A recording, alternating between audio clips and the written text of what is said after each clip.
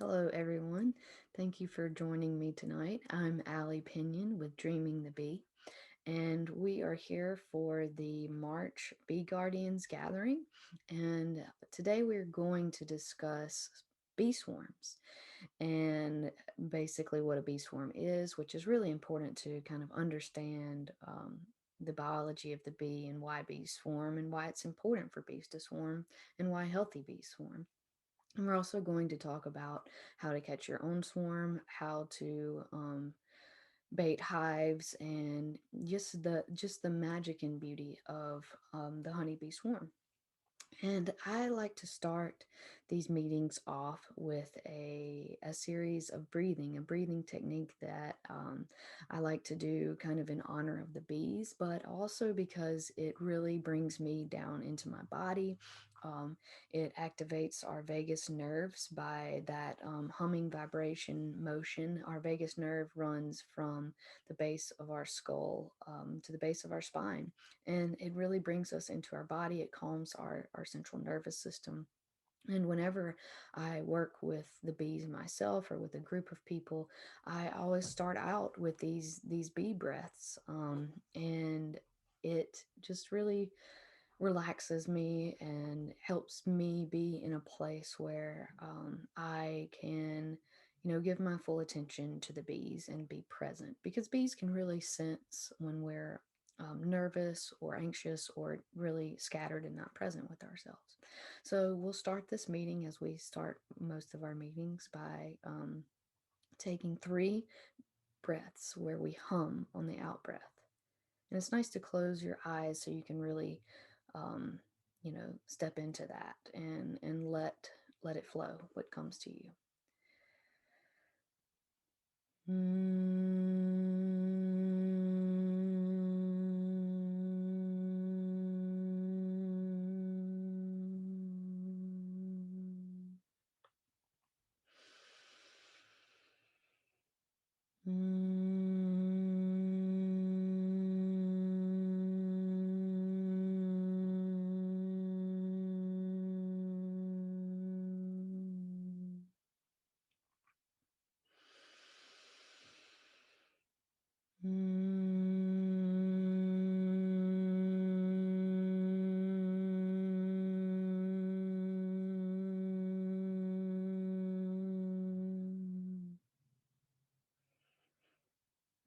I always feel so much more relaxed and calm when I do these bee breaths.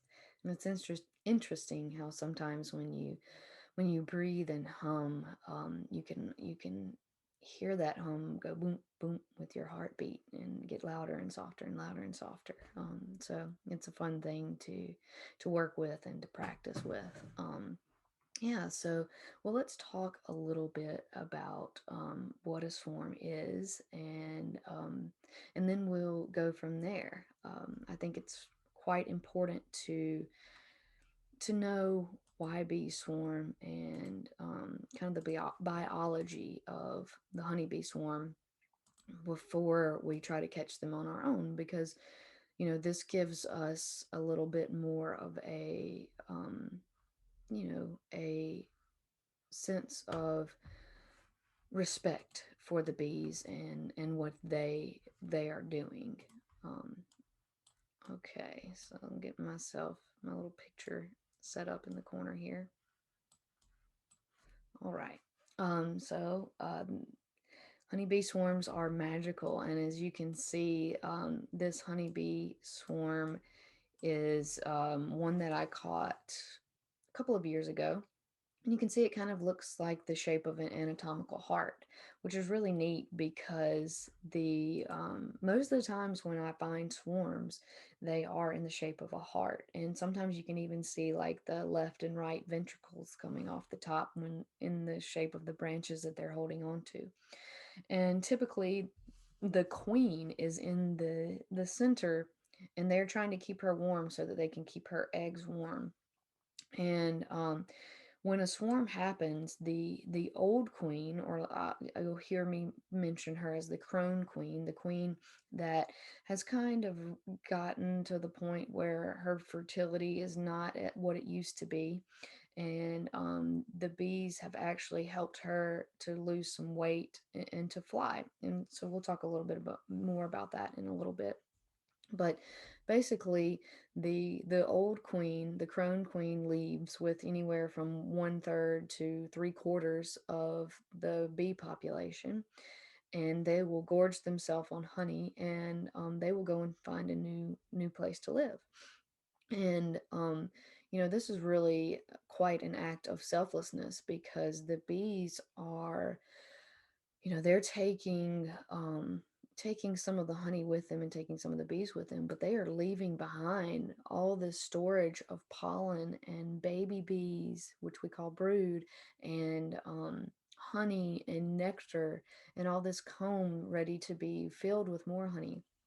And they've basically, if we were to think of this in human terms, they have left their retirement to be in a, to start over. And so, this is really quite an act of love. So what is a swarm? Here in Mississippi, I'll move myself over here. Here in Mississippi, swarm season starts in around mid-March.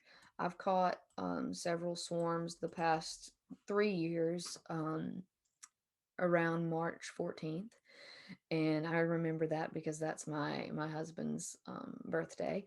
And this year I actually caught a swarm around March 20th. Years past, around the beginning of April, it starts to pick up more. And mid April to mid May is the biggest part of the swarm season here in Mississippi. And then it goes all the way to September. And in September, we see the fall flow coming on. Around here. We have lots of asters and goldenrod blooming, and so that provides a lot more pollen and nectar for the bees. And so then their colony builds up, and basically what encourages bees to swarm is when they don't have as much space left in their homes, and so they take part of the colony and leave, because they feel like, oh, I've got plenty of stores here, there is plenty of space left for the next colony to move on and to live and survive. So when the bees feel like they are kind of crowded in their space and they have plenty to leave behind, they will start making queen cells. And sometimes they'll actually start making queen cells when they feel like they're getting close, but the queen won't actually lay an egg in those cells until, they're really getting more ready to swarm. Um, and so you can see on the top picture that I have, the this picture here, the bees, this is probably about 3/4 of the colony. I would say this was probably around a 7 or 8 pound swarm. It was enormous. It's hard to tell in this picture, but I mean, this swarm was about the length from my torso to my head. It was a huge swarm. And then the image on the bottom here, that is a swarm that's around the size of a small cantaloupe, or honeydew melon, and or a softball, in between the size of a softball and a small melon. And they say that, well, the rule of thumb is that if your swarm is around the size of a football, it's more likely to make it, especially if you catch this swarm earlier in the season. And then if your swarm is around the softball or smaller than a football, then it's less likely to make it. And so with this smaller swarm here, I wanted to do an experiment, because I like to do my own experimentation as a citizen scientist. And I took the swarm, I added, throughout the year, I added probably 3 frames of honey and pollen and 2 frames of brood, which are the baby bees. And this swarm ended up not making it. They ended up dying in January, and it was sad, and I tried to keep them alive. But what I should have done was just gone ahead and combined them with another hive. And that's what you do when you catch a smaller swarm. And another sad thing about that is that you have to kill the queen. And because the queens will fight a lot of times. And what if you end up putting the two queens in one box, they might live together, and you might get double the production, but that's kind of a rare instance. And sometimes what could happen is both queens die because one gets injured and dies, because they're going to most of the time fight. And so what I typically do is, I tell the queen what's going to happen. I tell her that I'm sorry, and that her death will allow her hive to continue, or her colony to continue. And then I put her in the freezer. um, and it's a sad way that that has to happen, but there are things in beekeeping that are not always so much fun, that we have to do for the greater good. um so let's see if I had anything else to say. um oh yes, so around here, if honeybees are caught before the summer solstice, then so around the June 20th 21st time, then they're more likely to swarm again in the spring. If the bees if the swarm is caught after the summer solstice, usually the bees won't swarm the next year until later in the year, or they might not swarm at all, just because they haven't gotten up enough numbers, haven't been able to collect enough pollen and nectar to make honey, because they've missed the main honey flow, which we have two here in Mississippi, which is going to be kind of in the spring, early summer, and then again in the fall with that goldenrod aster cycle.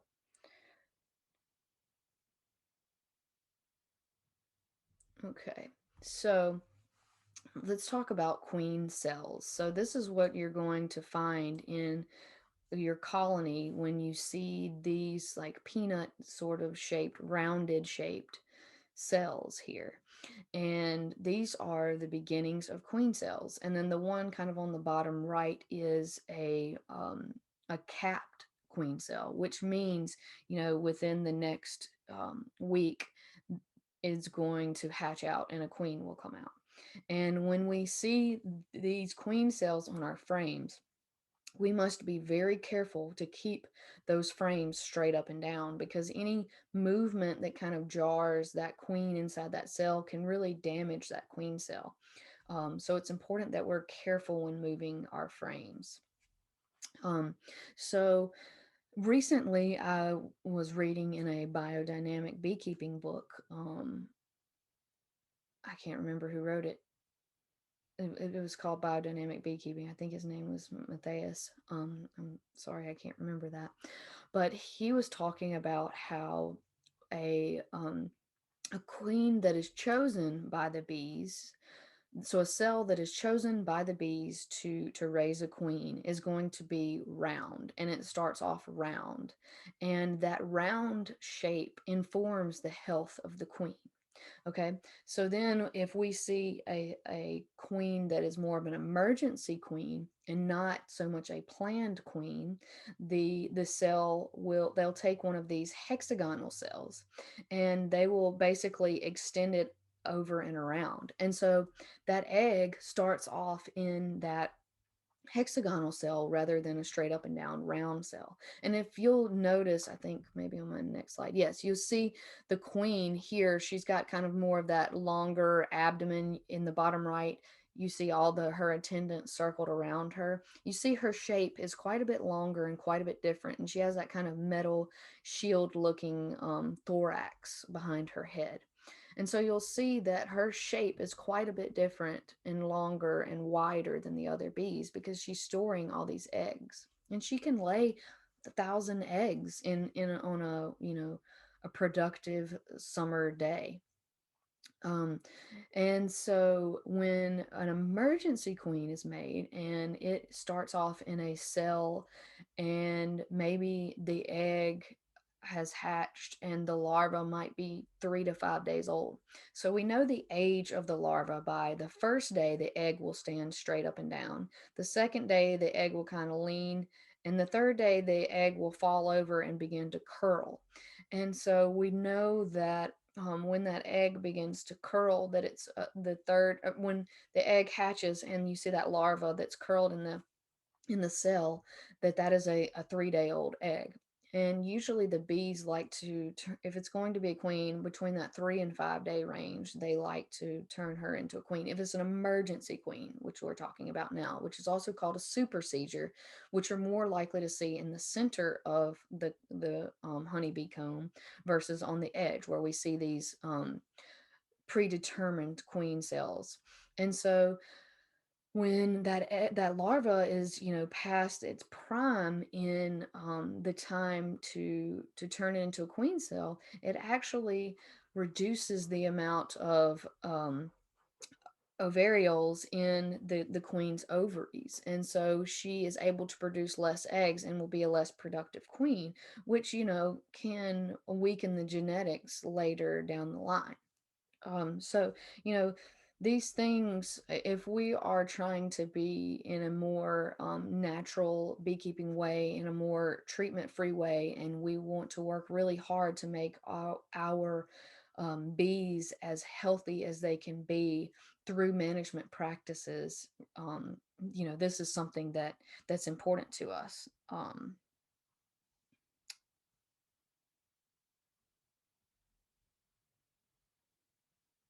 And another thing is that a colony is more like is very likely to produce dozens of queen cells, and they do this so that the queens, so that they make sure that they have a queen. But they don't always feed and take as good of care of all the queens, because they, have produced many of them. And what informs an egg to turn into a queen, or a larva to turn into a queen, is that it's fed royal jelly throughout its young larval nymph stage life. And other baby bees, or brood, or drone, or maiden, which we also hear as worker bee, the females, they are fed, the egg is laid in royal jelly and they consume that, but then they're fed bee bread, which is pollen that's been fermented by the bees with a little bit of honey and some of the enzymes from the bees digestive tract. So those first queens that hatch, they will actually make a piping sound, and that piping sound is kind of like a war cry, or a warning, a warrior cry, or warning that to the other queens that, hey, I'm the first one that's hatched. Or she might be piping inside her cell saying, I'm about to hatch. And she will go and either fight the other queens that are out to the death, or she'll go and kill them and sting them through their cells. So that's a quite an interesting thing to see, and I encourage you to YouTube queen piping, which is spelled Piping. um, so the older queen, or the crone queen, will actually swarm a lot of times around when that new queen cells are capped, or a few days before those queen cells hatch.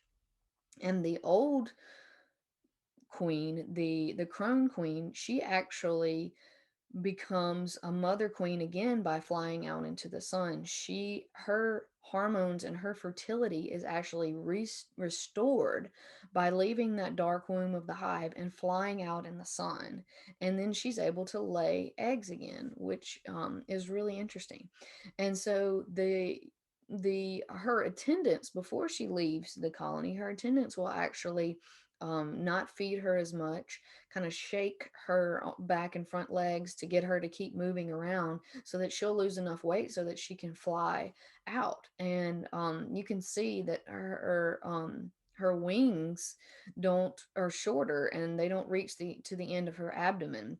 So it's important that she is able to lose some of that weight so she can actually fly. Um, so after after the crone queen or the older queen has left the hive with the swarm, the new queen that wins over her queendom, she will groom herself and eat a little bit of honey, then go and fight the other queens and kill the other queens. And then about a week later, she will go and mate. And what she does is she flies really, really high into the sky, and in through these drone congregation areas. And these drone congregation areas are said to resemble like a comet flowing through the sky because there's like hundreds of drones, and the queen will fly through this drone comet, and she will mate with anywhere up to 3 dozen males. And when she mates with them, they actually die, and she removes their well, whenever they mate, the spermatheca, which is holds the sperm, goes inside of her abdomen, and she that's part of why her abdomen is so big, is she's holding this sperm, and she can hold it, for years. And she's also holding lots of eggs in her abdomen. So the queen is quite impressive. And then she comes back into her colony, and that's why people say that it's important to like paint something, a symbol on the front of the hive, so that the queen is very likely to be able to get back to her colony. But if you have many hives, it's important that the queen knows exactly where her hive is. So if you have several hives that look just alike right beside each other, you can increase her likelihood of coming back to her own colony through painting something on there. So let's talk now about the swarming process. So only healthy hives swarm. So swarming is a good thing.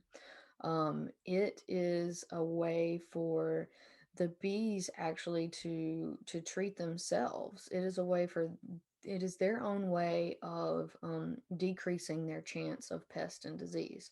So one of the main pests with the honeybee is the varroa mite. And the varroa mite actually feeds on the fat bodies of the baby bees. And so, if we have a period of time where there is no eggs being laid within that colony, so from the time that a queen leaves to the time that the new queen is is laying eggs could be anywhere from 2 to 3 weeks. And so this can really decrease the population of varroa mites by having this time period where there are no baby bees for the bees for the varroa mite to feed off of. So, swarming is healthy bees swarm, and swarming makes bees healthier. So, I encourage my bees to swarm, but I also try to catch them. So we'll talk more about that in a little bit. So absconding is different than swarming. Absconding is when the entire colony leaves, and there could be different reasons for absconding. Sometimes bees abscond, or what we call a death swarm, and they go to die. They might be ridden with pest and disease, and they just die out of care for the rest of the bees. They don't want to be spreading disease to other bees. They might abscond because it's too loud where they are, and they keep getting disturbed by skunks or raccoons or bears or people. There might be too much noise or too much vibration, and part of their communication is through vibration. Bees don't really hear like we hear. They don't have the internal ear cochlear mechanism that we have, and they actually sense vibration. Um, and then another thing is that bee swarms are really, really gentle. And we see in cartoons and on TV and in Hollywood of these like bee tornadoes that are like angry bees that are going to sting you. Bees don't do that when they're swarming. Um, Bee swarms are quite a beautiful process, and they don't have a hive to defend at this point. So they're really quite gentle. And, they are more like this vortex. And, when you're near it, you just get sucked into it. It's just like magnetic and alive. And it's just one of the most beautiful and spiritual experiences that you could ever experience. And I'll talk a little bit more about that in the end, towards the end, when we talk about the magic of the swarm.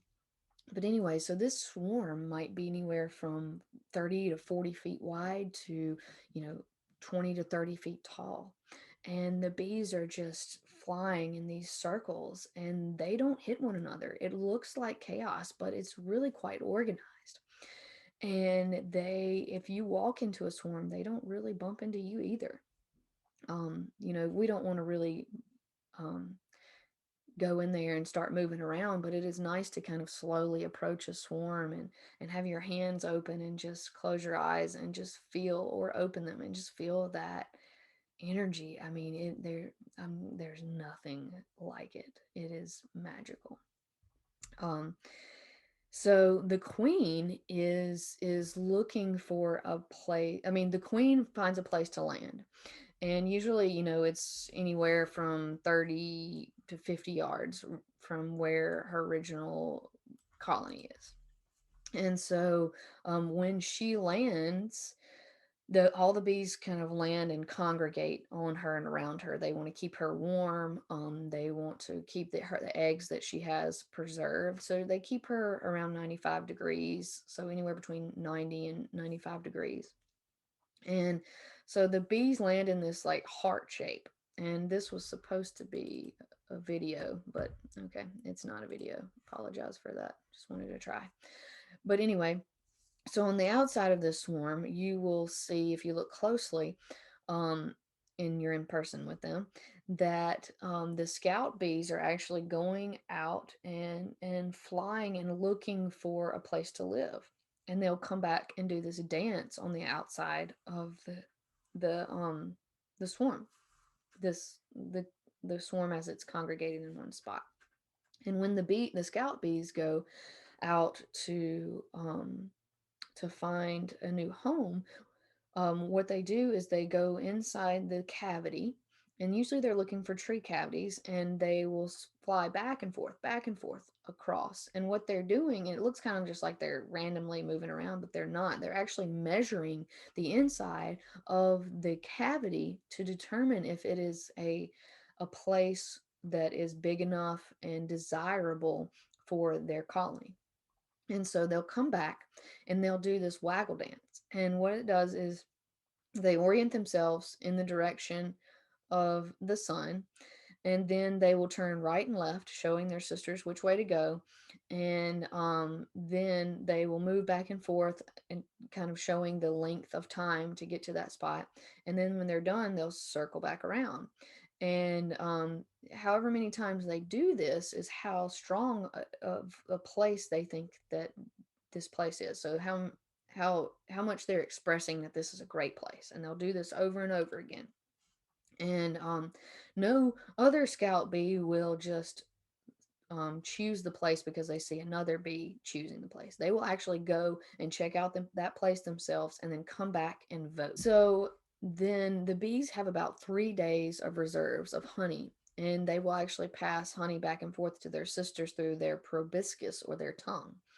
And sometimes they don't find another place to live, and you can see on this picture on the right that they will just build where they are, and usually that doesn't always work out.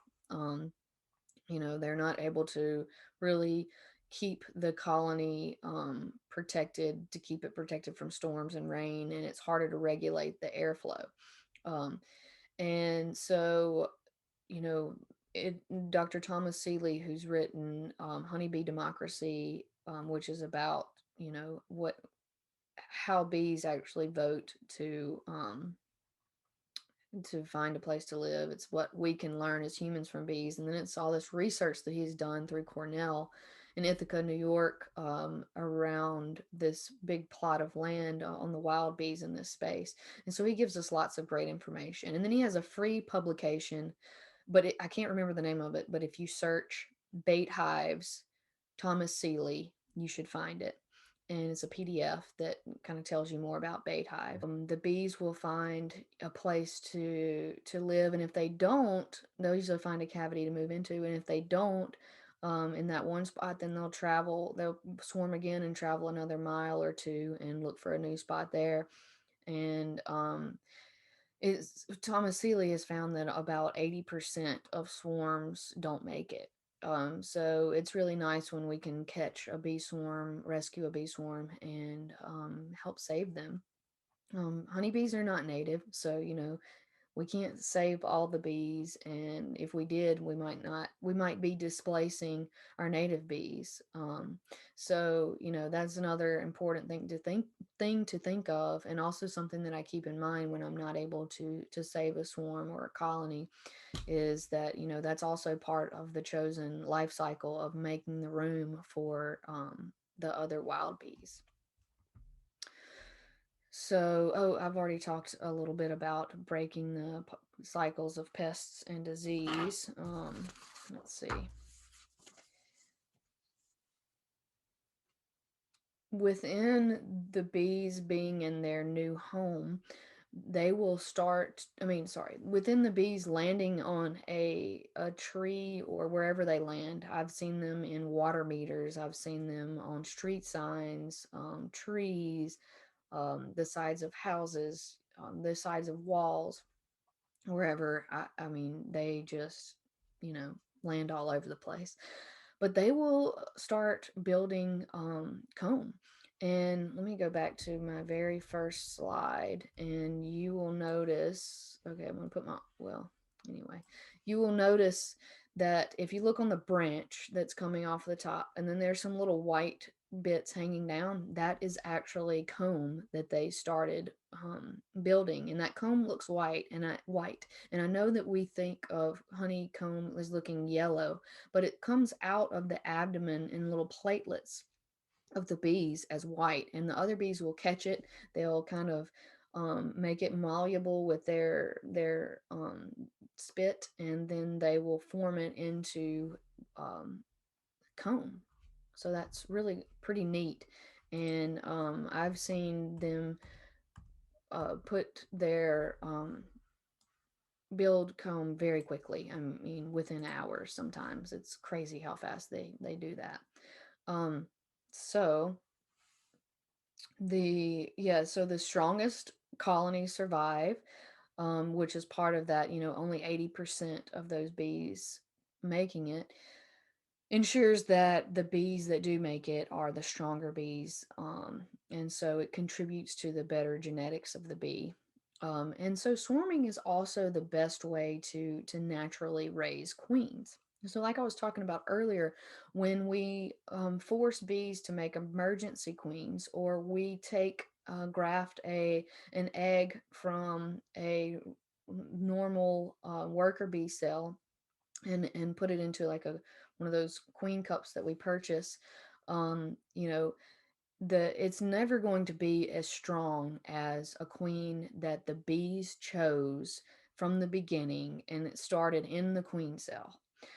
So when the best way to propagate more hives is to allow our bees to get that swarming instinct coming on, and when we see queen cells that are capped, to remove them from the colony, take some brood and honey, basically split in half. And this is the way I'm describing it, is more of like a walk away split, and take the one colony that has the queen in it, and then make sure you take all the queen cells out for the one colony that you do have that has the queen cell in it. And then split between the two colonies the honey, the brood, the pollen. And then you put the queen cells in one hive and then the old queen in the other hive. And I mean, there's a lot more to this, and that's a whole other talk. But anyway, basically, what you're doing is raising the best queen that you could possibly raise by allowing that queen to be one that the bees actually chose themselves. And so, yeah, the bees can raise the best queens when they choose the queen. All right, so now let's talk about our swarm kit. So this is something that I like to keep ready, and I actually have a designated um, Rubbermaid tub that I keep my swarm kit in. And in my personal swarm kit, I have a painter's canvas, and the reason for that is when you are kind of shaking some bees down from a tree, or you are, moving them into that spot.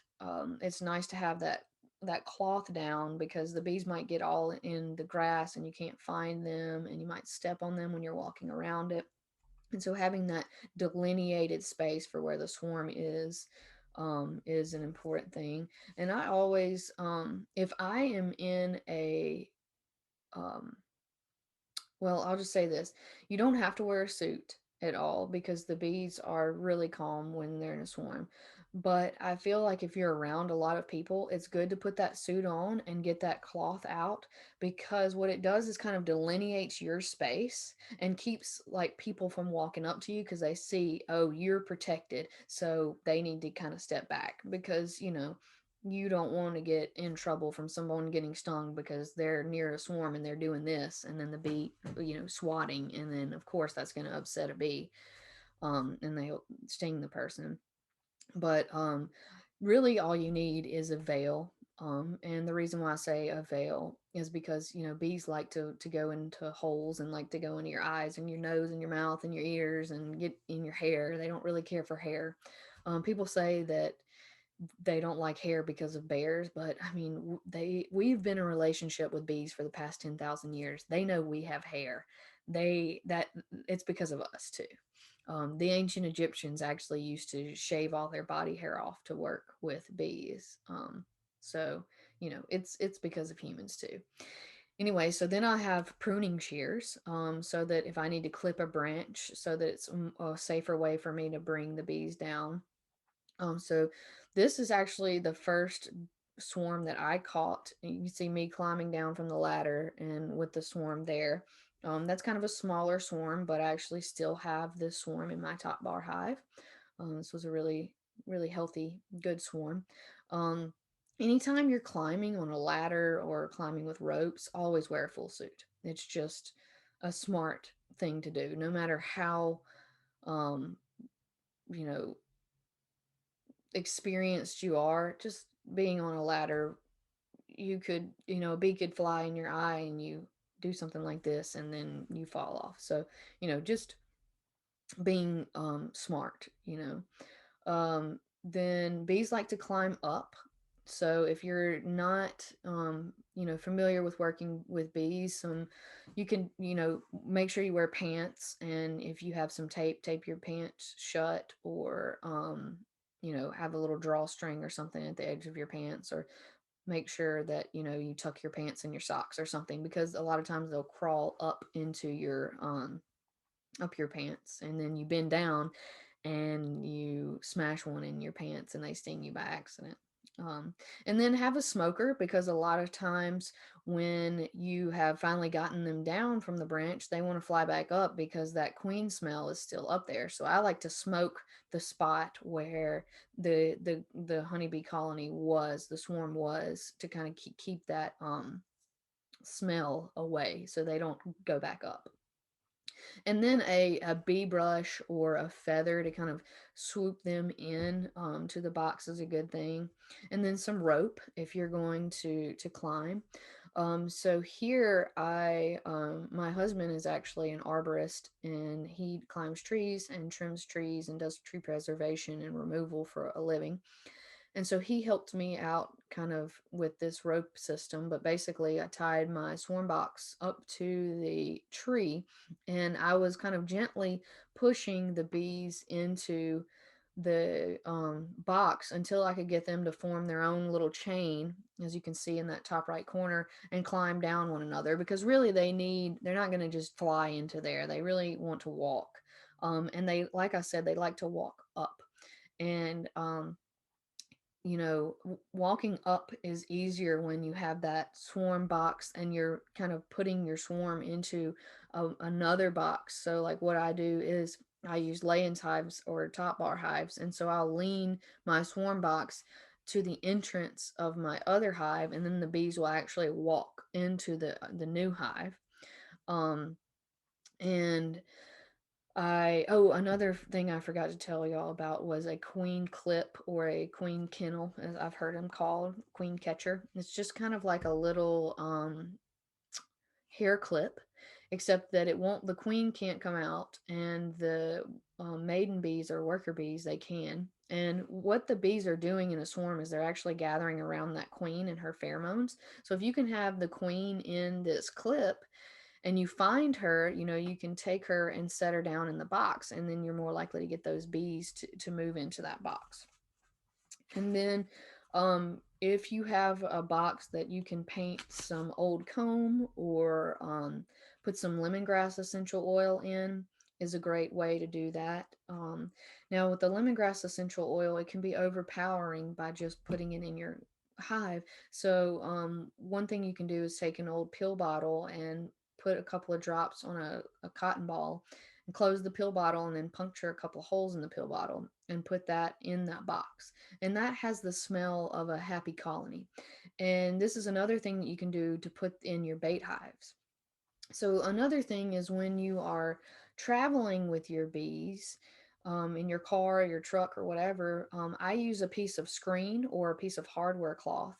Let's see if I have a picture here. Okay, you can see in this picture with my husband in that green box in the front. You see where I've duct taped a screen. Actually, I think that's a piece of cardboard with some holes punctured in it. But basically, to cover up the entrance but allow airflow, because you don't want the bees to die when you're moving them because to your bee yard, because they can't breathe. Okay. So this was a colony that was on a brick wall at our local college. And so what I had to do here, this was a bit of a tricky one, because, like I said, the bees want to climb up. And what I did here was I used a piece of cardboard and my bee brush, you can see it laying on my box there, to kind of scoop them in and into that box. And another point is when you get the bees into your box, you want to wait a couple of weeks before you open that box, because you don't want to disturb them, because swarms don't always stay in the box that you put them in. You just kind of get lucky. A lot of times they do stay, especially if it's a box that already smells like bees and they hadn't been moved around, bumped around a whole lot. Another way to move bees into a box, as you can see, my husband Dustin there, he has the box underneath the swarm. And what he's going to do is basically take his arm and fist and hit the top of that log. And what it does is kind of jars the bees into the box. That kind of sounds a little bit disturbing, but it's actually one of the more gentle ways to get them into the box rather than like scraping them and, trying to get them in there. A lot of times that knocks the queen down into the box and they'll stay there. Um, the bees are quite gentle, so you can act when they're swarming, so you can actually scoop them with your hands and then kind of drop them in there, but you still got to do this motion. Um, let's see, and then bait hives. So this is my beloved, lovely husband here again, doing a putting a bait hive into a tree here at night on a full moon. Um, Actually, this is him retrieving the hive on his birthday. He's so good to me. This was the night of his birthday, helping me retrieve this hive. It was a full, beautiful moon in March. And so The bees, they are, like I said, attracted to the smell of another hive. And so if you can take some old comb and paint it in there, if you can do that pill bottle with the lemongrass essential oil, if you can get some propolis tincture and paint it on the inside of the hive, and the alcohol will evaporate. um, with bait hives, it's important to really think about where you're placing your bait hives. The bees like to, they're, Thomas Seeley found that the bees like places that are like 12 to 15 feet high. But you also have to think about, hey, how am I on a ladder? Do I feel safe climbing a ladder? Do I have the gear to make sure that I'm safe, a rope or something to tie me in with? Okay, no, I don't. Well, let me think about that. Okay, I have actually caught bees at, 3 or 4 feet off the ground. So, you don't always have to tie this high up in a tree. You can actually just get a ratchet strap. And if you're comfortable with a ladder with 2 steps, one of those step stools, and then strap it to the side of the tree with a ratchet strap, do that. Whatever makes you feel more comfortable. It's not worth falling off of a ladder to catch some bees, I promise. And, you know, so also think about, the people that live near here, do they have bees? Am I going to be catching their bees? If that's the case, then you need to go talk to them and say, is it okay if I put a swarm trap around here? And they may say yes or no. Um, Catching let's see, let me see if I had anything else to say about bait traps before I say this. Oh yeah, check your bait traps around once a week. If you're buying one of those commercial like recycled cardboard ones that don't have any frames or anything in them, um you need to check them more often, because they're going to start building comb, and you're essentially going to have to cut that comb out and tie it into frames, if you let them wait. So that's something that you need to go ahead and check more often. Some places it's actually illegal to catch swarms. There's actually lists of people, and you get put on a list, and when a swarm gets reported and it's your turn, then you get called to go get that swarm. So there are some interesting regulations around bees. I know that in Europe, it's much more particular about swarms, and I'm pretty sure you have to get on a list there. Um, and it's important that you put your bait hives up around 4 to 6 weeks before swarm season starts. So one of the things that you can tell for that in Mississippi, they need to start going up in February. Drones start being laid around about a month before swarm season starts, just making sure that the drone population is big enough for the queens to go mate. Um, there are a couple of different things that kind of show you when swarm season is about to happen. Um, let's see. And then if you catch a swarm and you have some honey that you can share with them from a healthy hive, that's a good thing to help get them going. If you have some old comb that you can share from an or newer old comb, you don't want to, dark comb. You just want to go ahead and melt that down for wax. But some comb that you can share to help them get started storing pollen and things in. But if you don't have any honey to help them get started from another colony, and it seems like a smaller swarm, what you can do is make some bee tea. And Spikenard Honeybee Sanctuary has this recipe, and I also believe I have it linked to their page under my resources on my website, dreamingthebee.com. And you can feed them this bee tea. You can get some honey from a local beekeeper who's treatment free. And they don't have any foul brood or any sort of, because foul brood can be transferred through honey. But sugar water actually changes the gut flora of the bees, so it keeps them from being as healthy, and more likely to have pests and disease. Let's see if there's anything else. Oh yeah, and another way that you can catch swarms that are too high up in a tree, is you can take. What I've done is I took a 5-gallon plant pot, and I duct taped it to one of those extension poles that you use to cut tree branches with, and I hold that up underneath the swarm, and hit with a jarring motion, and the bees will fall into that basket, and then I bring that down and put it into lay down my canvas cloth, and then put that into my bee box. um, and I've also seen people, cut the top off of a 5 gallon water jug that you buy at the store and do the same thing. Let's see. Okay, now the magic of swarms.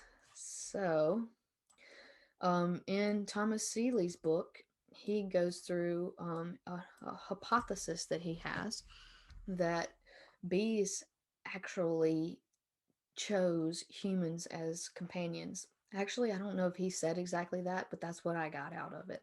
And so his hypothesis is that when humans started staying in one place, started agriculture and growing their own food, they were making baskets and water vessels, pots, things like that.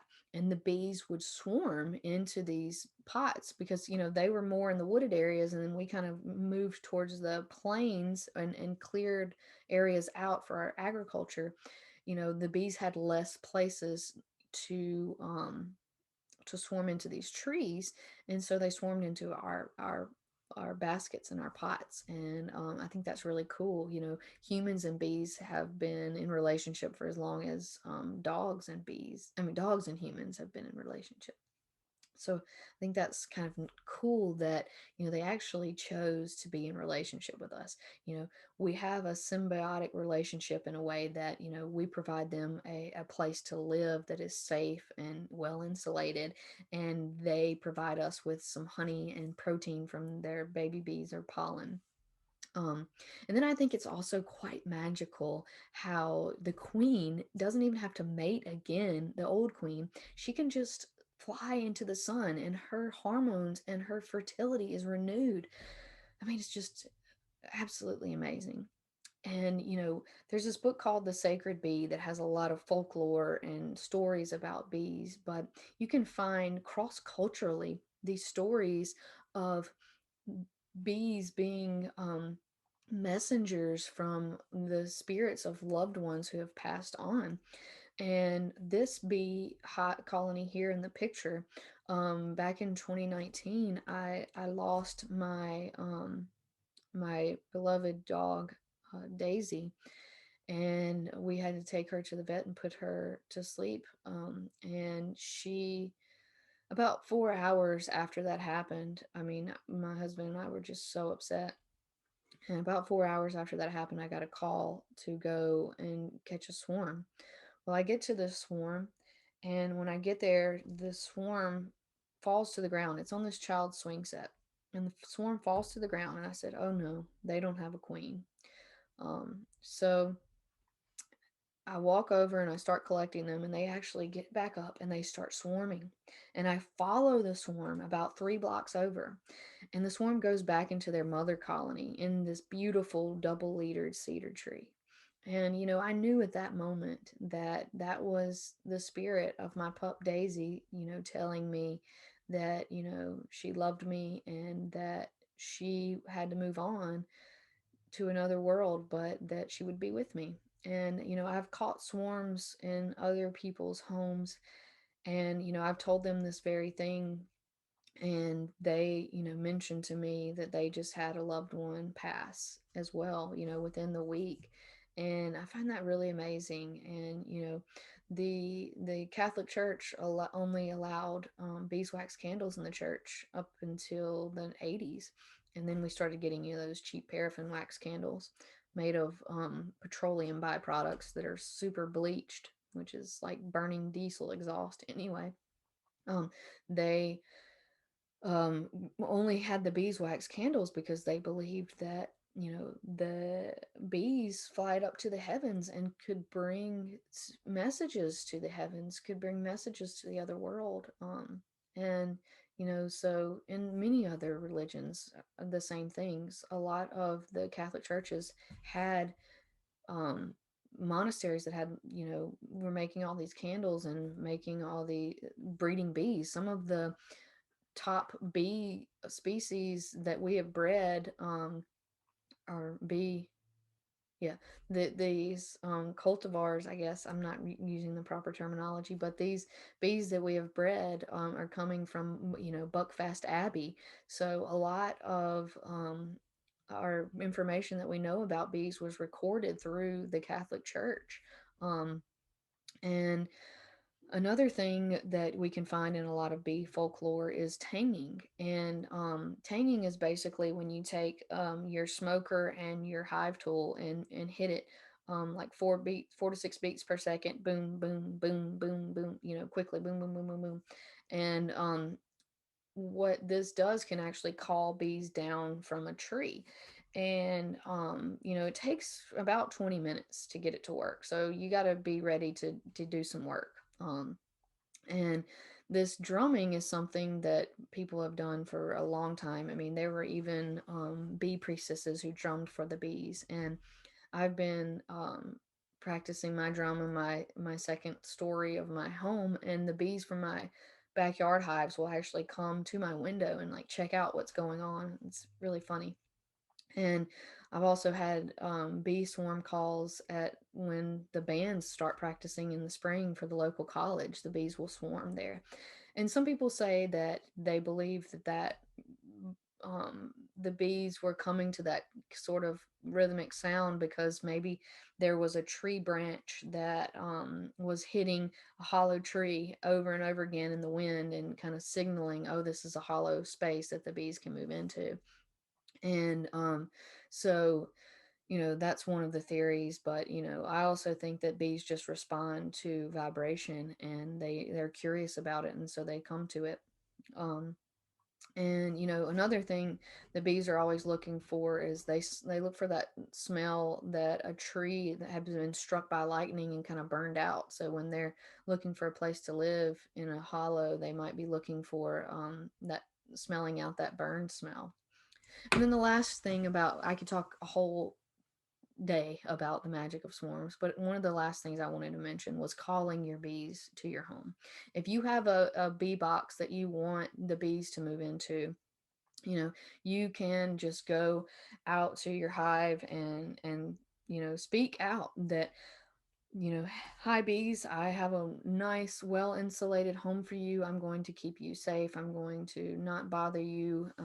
I will, you know, do my best to take care of you. And I would really love for you to come and live with me. And I am providing a safe space for you. And, you can let the beehive be kind of like an altar space, for the bees. You can leave them offerings of flowers or songs, or go to it and hum and just kind of cultivate that space of, security and love for the bees. And one more thing I forgot to mention is that if you're going to make a bait hive, they usually like around the size of about a 5 gallon bucket, and you can actually use a 10 frame deep as a swarm, a bait hive or swarm trap, because that's around that size.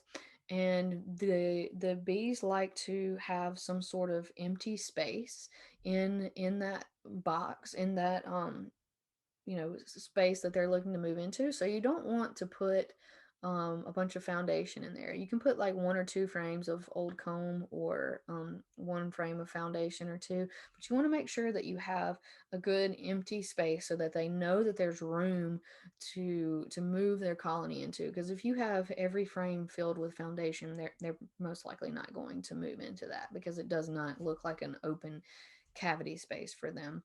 And they also like to have an entrance between 1.5 to 2.5 centimeters, I mean, sorry, inches squared for that entrance. So you need to close part of that. Um, if you're going to use a Langstroth deep, you need to close part of that entrance off so that that hole is smaller.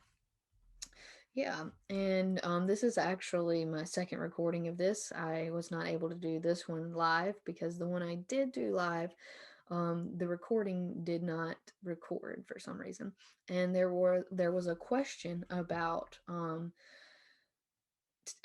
why were people not able to keep bees in log hives or basket hives. And That is because they're in some states it's illegal, like here in Mississippi, because they are not inspectable. You can't go in there and take frames out and inspect for foul brood and different pests and disease. Mostly foul brood was the reasoning for that, which I think is ridiculous because bees are going to live in cavities. So why can't you have a tree cavity? So why can't you have a tree hive? I can understand if you're trying to do it with thousands of trees in one area or thousands of tree hives in one area, but that's not possible anyway. Or if it, I guess it is possible, but it would be not a great idea for the bees anyway. And then the second question was one of the kids asked how to tag the bees. And I think this was a really great question because this goes along with kind of like the swarming, in that there's a book Thomas Seeley wrote called Following the Wild Bee. And basically, what scientists have done, and not just scientists, this is what people did in the olden days to go and find where the wild hives were so they could put their own bait hive and um, catch a swarm, or they could, go and rob a little bit of honey out. So what they do nowadays is they have this box, and the box has three doors, one on either side and then one in the middle. And they lure the bee in to the box with a little bit of honeycomb, and then they shut the door, open the middle door. There's another bit of honeycomb. The bee walks to that. They shut that door, and then it has a little mechanism where they can put a dot or a number or something that they can see on it, and then they let the bee fly off. Well, in the olden days, they used to put a little piece of feather or a little piece of fiber on the bee so that they could see it in the air when it flied away, and they could help, that would help them track the bees. Um,